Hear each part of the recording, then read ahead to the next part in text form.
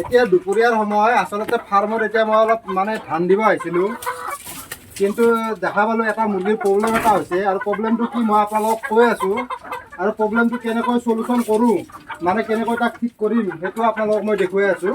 আগতে ধানখিনি দি লওঁ। মানে ধান দি থাকোঁতে মোৰ চকুত লক্ষ্য কৰিল যে এটা আমাৰ কণী পাৰি থকা মুৰ্গী এটাৰ মানে সমস্যা এটা হৈছে। আগতেও এনেকুৱা সমস্যাটো হৈছিলে, মই ভাল কৰিছোঁ। আৰু এতিয়াও মই সমস্যাটো তাৰমানে কেনেকৈ ভাল কৰিম আপোনালোকক দেখুৱাই আছোঁ।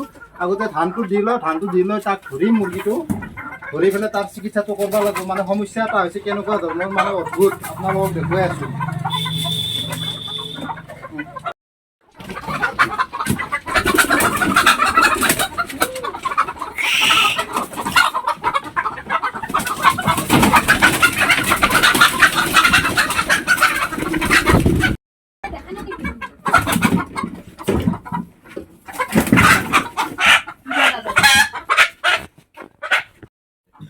আচলতে এই মুৰ্গীটো কণী পাৰি আছিল। কণী পাৰি থাকোঁতে সমস্যা এটা হ'ল কি, এই কেতিয়াবা কণী পাৰোঁতে কি হয়, লেতেৰা জেগাত পাৰি দিয়ে, মানে গুৰ ওপৰতে পাৰি দিয়ে, অলপ ইনফেকশ্যন হৈছে।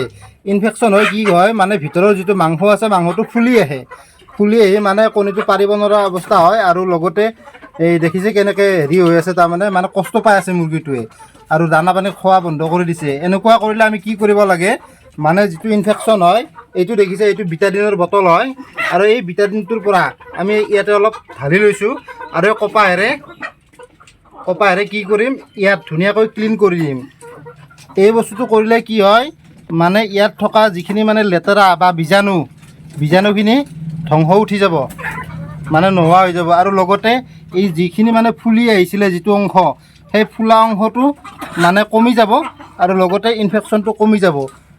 আগতেও মোৰ এনেকুৱা হৈছিলে, মই এনেকৈয়ে ঠিক কৰিছোঁ। মানে বিটাডিনটো খুব দৰকাৰী বস্তু। বিটাডিনটোৱে মানে বীজাণু, বেক্টেৰিয়া বা ভাইৰাছবোৰ মাৰি পেলায়, আৰু লগতে শুকুৱাত সহায় কৰে, আৰু ফুলি আহিলে সেইখিনিও কমি যায়। এনেকুৱা ধৰণৰ সমস্যা হ'লে এই কামটো কৰিব লাগে। মানে যোৱাকালি বেছি হৈছিলে, আজি অলপ কমিছিলে বাৰু।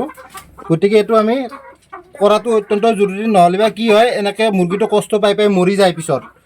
মানে ফুলি আহে অংশটো, কণী পাৰিব নোৱাৰা হৈ যায়, তাৰপাছত মুৰ্গীটো মৃত্যুমুখত পৰে।